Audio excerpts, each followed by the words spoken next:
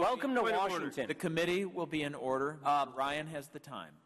We heard Gingrich, we heard Bush. Mr. Chairman. We had the former IRS Commissioner Schulman, who knew about the political targeting long before Congress was told, since implied that the organizations were responsible for the targeting because they chose to apply for tax-exempt status. So you're to blame, I guess, is the message here.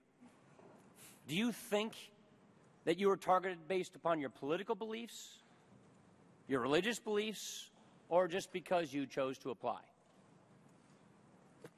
Our beliefs, our views.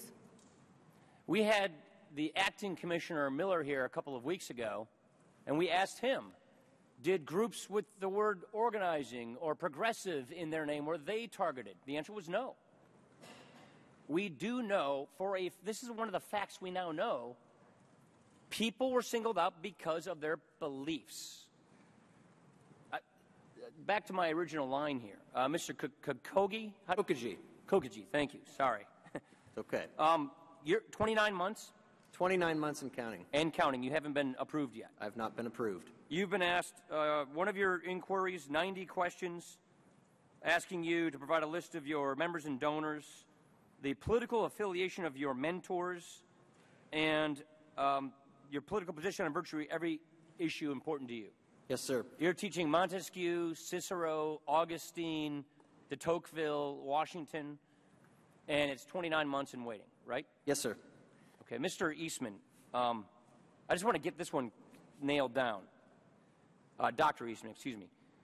You have proof that the IRS, an individual or a group of individuals at the IRS committed a felony.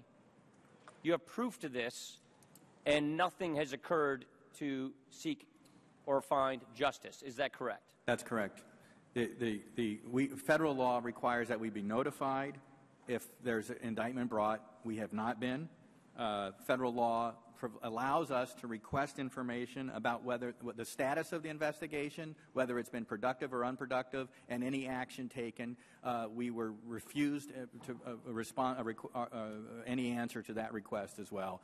We have identified that this document came from within the IRS. So your donors are confidential. That's protected by law. You have proof that the IRS leaked your confidential donor information to a group that opposes your point of view, and your donors were harassed as a result of that. Is that correct? Yes. All right, Ms. Martinek, right next door in Iowa. I work with groups very similar to what you do in Iowa. Your board members, the IRS told you that if your board signed a letter saying that they would no longer picket or protest on behalf of the pro-life movement at Planned Parenthood, that then they could receive their tax-exempt status. Is that correct? That is correct. So surrender your First Amendment rights, and then we might approve your application. That is correct. She said it was ready to go through. Everything was in order. And as soon as they received that letter, the application would go through. We have not heard any testimony that this is happening to groups that have the opposite views. So to suggest that these citizens are to blame for applying, I don't understand how one can make that conclusion. I yield. Thank you. Mr. Lewis is recognized.